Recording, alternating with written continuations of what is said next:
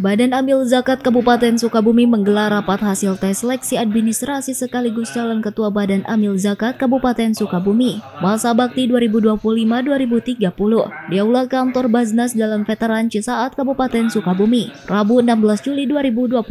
Ketua Panitia Pelaksana Pemilihan Calon Ketua Baznas Kabupaten Sukabumi, Boyke Martadinata mengatakan, sudah ada 21 calon Ketua Baznas yang mendaftar sejak dibuka pendaftaran tanggal 2 Mei hingga 2 Juli 2025. Dan telah lolos seleksi administrasi sebanyak 19 orang. Ia menjelaskan para peserta selanjutnya akan mengikuti tes kompetensi dan wawancara yang akan dilaksanakan di UIN Syarif Hidayatullah Bandung. Hari ini kita sudah melaksanakan kegiatan tentang bagaimana menyampaikan informasi kepada para peserta yang lulus seleksi administrasi.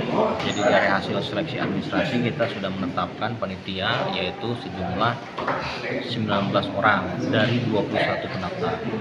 Beberapa hal berkaitan dengan seleksi selanjutnya yaitu seleksi kompetensi. Kegiatan ini dihadiri oleh 5 anggota panitia pelaksana pemilihan dari Majelis Ulama Indonesia, dari kantor Kemenag, serta dari unsur tokoh ulama dan masyarakat Kabupaten Sukabumi. Dari Kabupaten Sukabumi, Muhammad Ujang Heriaman, Tim Liputan MGS TV melaporkan.